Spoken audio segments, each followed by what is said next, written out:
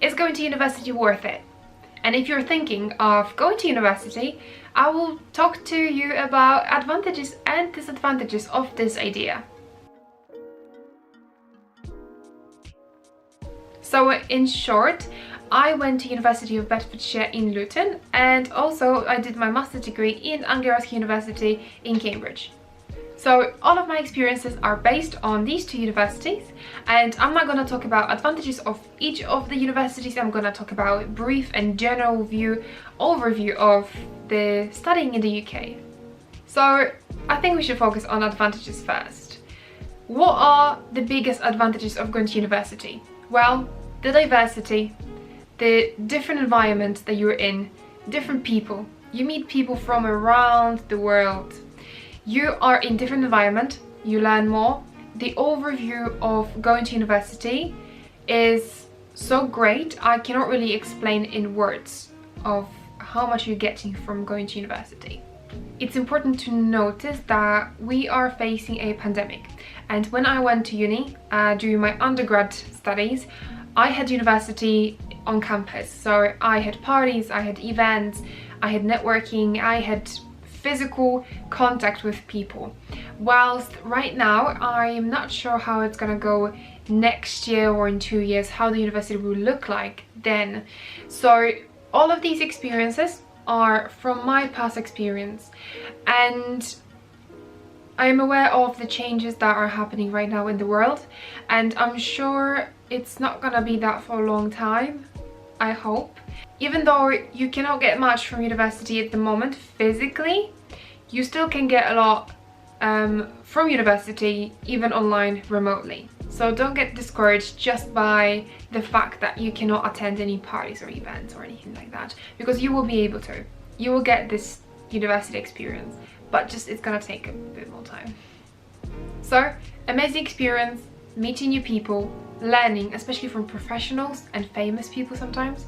I had many professors from London, from London universities and from America coming into our lectures and giving us a talk and guest lecture. It was one of the best experiences to have lecture with someone who is in the field so deep that they just know everything about the field that they're in. It's incredible. So lectures with professionals and famous people are the best. For me, the great advantage was that I've learned English. English is not my first language, and I was struggling to talk in my first year of university. At the moment, I like to think I'm fluent in English, even though I'm making a lot of mistakes. I'm communicating with people easily, and I feel like I've learned a lot through university, through 4 years of university. And without this experience, I don't think I will be speaking like this if I'll be at university in my country. So that's just my experience. Yeah, the university experience will give you different perspective on different cultures and different people. It will increase your horizon, can I say that? You're gonna basically see more, that's what I'm trying to say. Networking is great, especially abroad, if you know English, and if you're going to study in the UK, I would definitely recommend coming and studying. I think that's the biggest advantage, to meet people that you would normally not meet in person. I met so many people from around the world, literally from every single country, and yeah, it's just incredible. Some people say if you're studying abroad, you've got bigger chance to get a job when you're coming back to your country. I'm not sure about that. I had friends who studied in the UK and came back to Poland, and they're doing great in jobs, so they found jobs. But I'm not sure about this fact. Let's say it's a positive thing, so you're more likely to get a job when you're going abroad, just because you're not only studying in prestige university, but also you're getting language and more connections and more skills, and probably if you're gonna do a bit more at university, you're gonna get experience as well. So I guess all of these things are just giving you a way ahead opportunity to be better than other candidates when you're coming back to your country. So it's not just education, it's more also of what you're doing outside the university that's giving you the chance to be better. If you want to know how to get experience after university and during university, to come out with power, with great CV, take a look at my video. I'm talking there about how to get more than just education from the university. So do take a look at that. Okay, it's time for negatives. Disadvantages. Even though I feel like there's more advantages of studying in the UK than disadvantages, it's still good to talk about the minuses and disadvantages of living and studying in the UK. The most important thing that people are gonna face when they're coming to a different country to study in different university is that they will be homesick.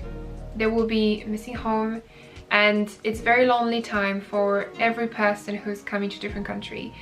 Because if you're, as the majority of people who don't know anyone in the country, you will be lonely at the beginning.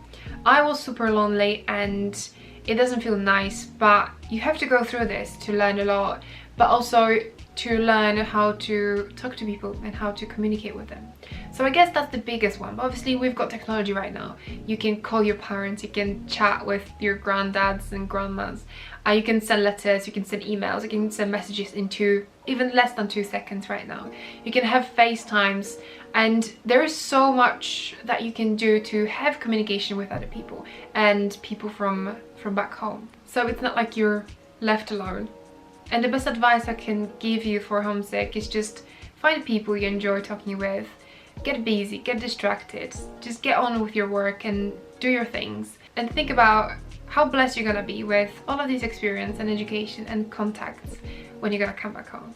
Another thing is that living in the UK can be expensive.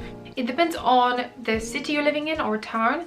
So let's say London is very expensive, Cambridge is expensive, Luton isn't that expensive, Bedford isn't that expensive, and when you're going further from London, it's getting cheaper. So it all depends on where do you live. And living is expensive. Food is, again, it all depends on town and city. If you don't have any savings, if you're not planning to work and just study, you will struggle. Ideally have some savings and try to find at least part-time job during university to be able to pay for rent costs and food and any other things you want to pay for during university. Obviously if you're struggling financially, university can give you some help.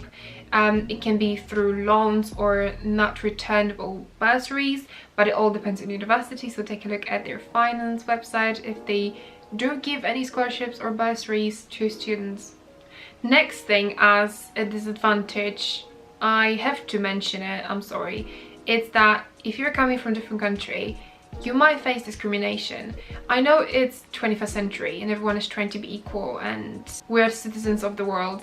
I do get that, but so you're gonna face some discrimination and you have to be prepared that you might get it at some point, and just don't get discouraged, just move on with your life and everything's gonna be fine. That's what I did and it helped. I'm sorry to say, but when you come into England or when you come to any university, you're living on your own, you're cooking on your own, you're cleaning, you're filling paperwork, and you're studying, and you have to be responsible for yourself. And at this point you're becoming an adult. You have to take care of yourself, you have to take responsibility for your actions, for food you eat and how you spend your time. So when I came to England, I had to grow up really quickly.